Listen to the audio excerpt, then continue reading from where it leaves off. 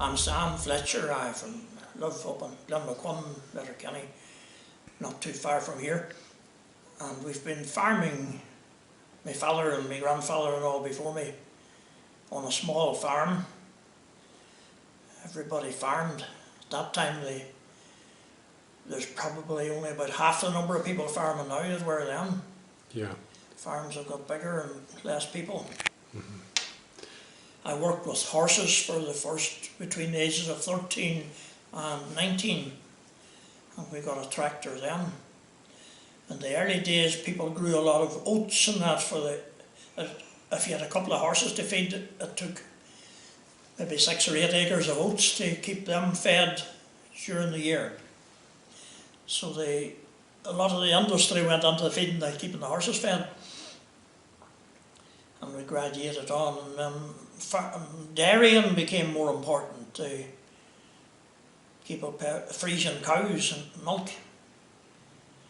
was more profitable, but that's gone a bit now too, unless you're in a very big way of going. So Sam, you attended Glenmaquin National School, is that right? Yes. So what was your memories of school? I wasn't much at school. I started all right when I was about 4.5 or so, but when I reached the age of about 12.5 or so, I was often off at home helping on the farm. My father had TB as a young man and wasn't too able to do work. And from 13 on, I think I was hardly at school at all. The Garda came out a couple of times, but so I had very little schooling at all. I was always interested in reading and that type of thing. So you developed an interest in poetry at and wrote some, and would have wrote some poems even from about 13 on. I think I started writing some stuff. And where did your interest develop regarding the poetry? What was your? I don't really know. I just read other stuff, and I suppose it had been always quoted. Burns would have been quoted about the house, all right, and many others. But I don't know. It's just my own idea. So what age were you when you wrote your first poem? Well, I think about 13 or so. Yeah, and but kind of rudish. I notice everybody who starts to write poetry tends to do that, and then you would graduate. At 19, I was asked to do a talk about euthanasia, strangely enough, and I wrote a long poem. There's about 88 lines or so on that subject. Yes. It was the first kind of main thing. I've edited it now and again since, but sort of a fairly major thing. Yeah. But some years could go by I wouldn't write any, and then sometimes if you get a subject that interests you, you tend to. Sam, you're going to recite some of your poetry. You've written a lot of poetry, and some of it's in the Ulster Scots language. You've one that you particularly like that you're going to recite first now. Can you just tell us a wee bit about it? Well, I wrote this soon after the Scotch Agency became active, as it were.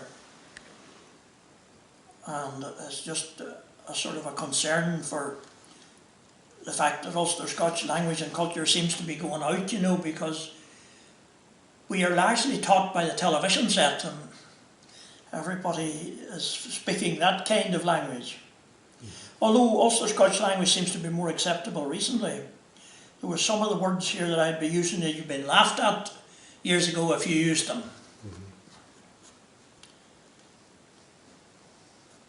I wrote this, must have been 2002 or 3 around that time. I wouldn't be blithe to set up a class to teach the scouter, but still about among us at hasty rest on somebody's shelter. But one none or yet the other, and you well might think that I'm a blether. But time goes by and folks pass on, and we could lose the whole thing altogether. We should get wee hammers in and now and then take up the napping to pave the road out by, the road that keeps her still a chapping. And maybe then and maybe now, the thing that mayst a fear it wouldn't happen. Sam, you have a second poem there, and it's on the same theme as your first, is that right? Okay. Would you like to recite that? They took the kirt doon o'er the spink 100 year ago on the Scotch-Irish thing and left it there to perish in the snow. The master taught King's English with cane and skate and rower. If you spoke the local dialect, he stood you on the floor. And what are you grinning at now? I'm no girnin, no va, brought out the cane again, until the local lingo was washed right down the drain. But survives still here and there, och aye, on tops of hills where purties grow among the reshy sods, wi' boys that had nae time for school, wi' calves to feed and turf to won, and ye man put in a crap. The education far awa, they owned nae horse and trap. They took down the fiddle now and then, and played as they knew how, to while away an evening hour when they'd fed their horse and cow. I'm talking about a time that's past, before the TV came. But the times they have changed, for the times are not the same.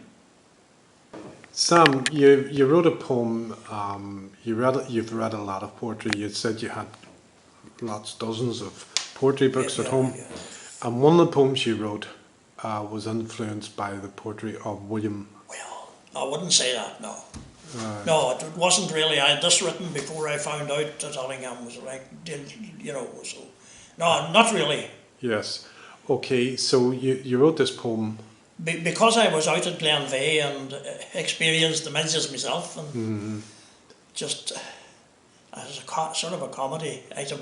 Yes, but it is a poem about Glenveagh Park, and there's a comic element to it. Yes. And it is in the style. Whether you would want it or not, I'm not sure. Yes. Well, you're going to recite it first. But to say any publicity is better than none. So. That's true. So it's called the Midges of Glenveagh. Yeah. Okay. And if you would, Sam, recite that for us, please.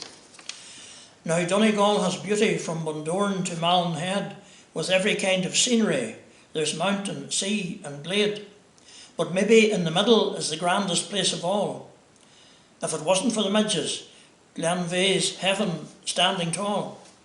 These busy little creatures with big feet and powerful jaws, they spend the cold of winter behind the turf peat scraws. But as soon as there's a blink of sun or a mildness in the air, if you go to Glenveagh Castle, you'll soon become aware of these mighty little insects that swarm o'er lake and hill. For they're always busy eating, but they never have their fill. From arms and legs and faces they hack out terrible chunks. We might save ourselves a little if we dressed ourselves like monks, in a fully covering habit with the hood pulled very low. But the bravest man among us, in the end, he'll have to go, when they come like charging elephants in a field of new mown hay. For they're in the air in millions, aye, they're in the very clay. They'll rise in swarms around us if we go to view the flowers, or think to walk the mountain in July's gentle summer showers. They're the most awful creatures that God ever sent on earth. I cannae see their usefulness, I cannae see their worth.